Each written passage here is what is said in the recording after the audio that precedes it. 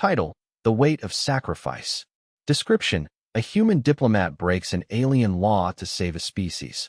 On a high-gravity world, sacrifice becomes humanity's greatest weapon. Hashtag HFY, hashtag sci-fi, hashtag first contact. The space elevator ascended through the sulfur-laced clouds of Xylos, a world where gravity crushed weaker species into paste. Kalen adjusted the pressure suit, his breath fogging the visor as the car climbed higher. Below, the planet churned like a dying star, but above, the stars burned clear and cold. He was humanity's first envoy to the Assembly, a coalition of species bound by one unbreakable law: no interference. Yet here he was, carrying proof of interference. The data crystal in his pocket felt heavier than the gravity pressing down, a secret that could shatter the fragile peace. The elevator hummed, a lonely sound in the vastness, and Kalen wondered if he'd ever see Earth again. The docking station shimmered with bioluminescent flora, its architecture curving like alien bone.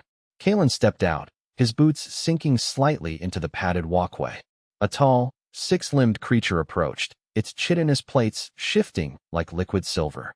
"You are Kalen of Terra," it said, its voice a series of clicks and whistles. "I am Lyra, your guide."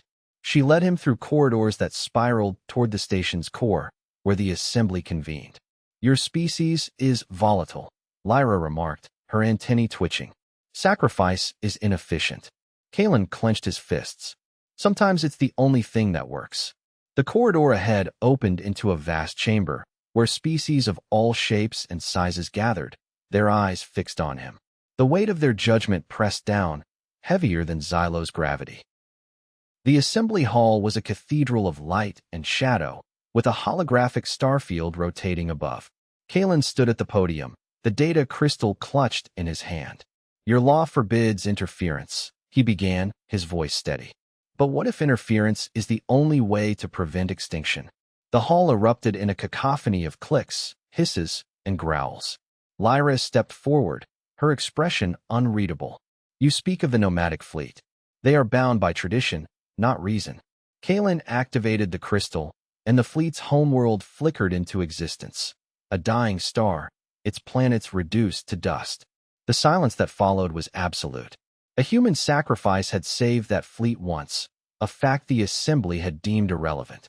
Now, it was their only hope. The fleet's flagship emerged from hyperspace, a jagged beast of scavenged metal and flickering engines. Its commander, a being of obsidian and fire, glided into the chamber. "You dare to meddle in our affairs," it roared, voice like grinding stone. Kalen didn't flinch. "Your people are dying. We can help." The commander's eyes burned with ancient fury. "Help?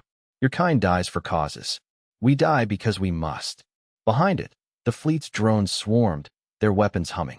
Lyra stepped between them, her limbs outstretched. "This is not the way."